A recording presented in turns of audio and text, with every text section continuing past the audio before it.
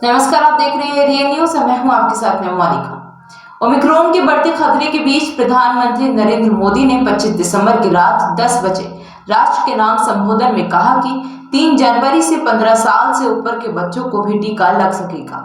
उन्होंने ये भी ऐलान किया कि स्वास्थ्य कार्यकर्ताओं, अग्रिम पंक्ति के कार्मिकों और 60 साल से अधिक उम्र के बीमार लोगों को टीके की एक और एहतियाती खुराक दी जाएगी। ओमिक्रॉन वेरिएंट की वजह से अगले साल फरवरी में कोरोना की तीसरी लहर आ सकती है। इस अनुमान के बीच पीएम का यह संबोधन निराशा और हताशा की इस खबर के बीच उम्मीद की एक और किरण लेकर आया है। वैक्सीन की एक दिशा में हमने एक और कदम आगे बढ़ाया है। बता दें, इस साल कोरोना महामारी ने पूरी दुनिया को घुटने के बल बैठने पर मजबूर कर दिया। दुनिया में अब तक करीब 27 करोड़ 65 लाख से अधिक कोरोना संक्रमित हो चुके हैं और करीब 54 लाख लोगों को अपनी जान गंवानी पड़ी। भारत में आंकड़ा 5 लाख होने वाला है। भारत को कोरोना महामारी के शिकार शीर्ष 5 देशों में रखा गया है। भारत में अप्रैल मई में हालात भयावह हो गए थे और लोगों ने अपने को खोने का भयानक मंजर देखा। दवाओं की मारामारी, अस्पताल में बिस्तरों की कमी और ऑक्सीजन की कमी से मौतों की बेबसी हमने झेली।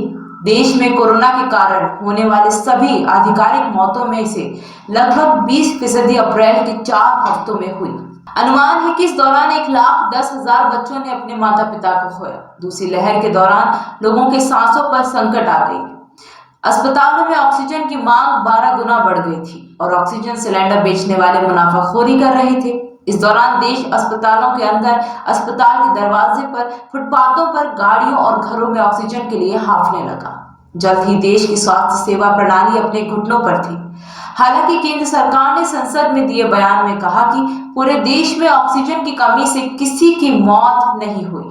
वहीं स्वास्थ्य पर 2017 से 18 में किए गए पिछले राष्ट्रीय नमूना सर्वेक्षण ने इस बात पर प्रकाश डाला था कि देश की सार्वजनिक स्वास्थ्य व्यवस्था खराब है, निजी स्वास्थ्य प्रणाली महंगी है और केवल महानगरों में अच्छी है।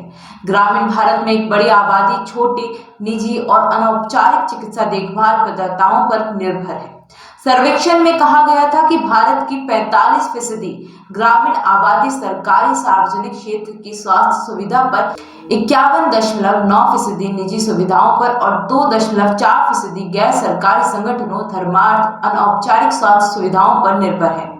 अब इन सब मामलों के बीच सबसे बड़ा सवाल ये उठता है कि क्या देश अब आने वाली चुनौतियों के लिए तैयार है?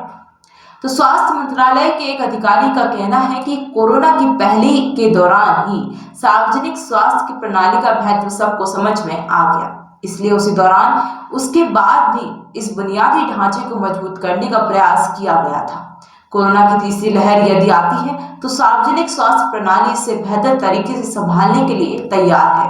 राज्यों में वेंटिलेटर पहुंच गए हैं और ऑक्सीजन सिलेंडर की कमी नहीं होने दी जाएगी। राज्य सरकारों को हर चुनौती से तैयार रहने को कहा गया है। स्वास्थ्य कर्मियों का प्रशिक्षण भी पूरा कर लिया गया है। इसलिए इस बात की पूरी संभावना है कि अब देश में कोरोना की दूसरी लहर की तरह आपात स्थिति पैदा नहीं होगी।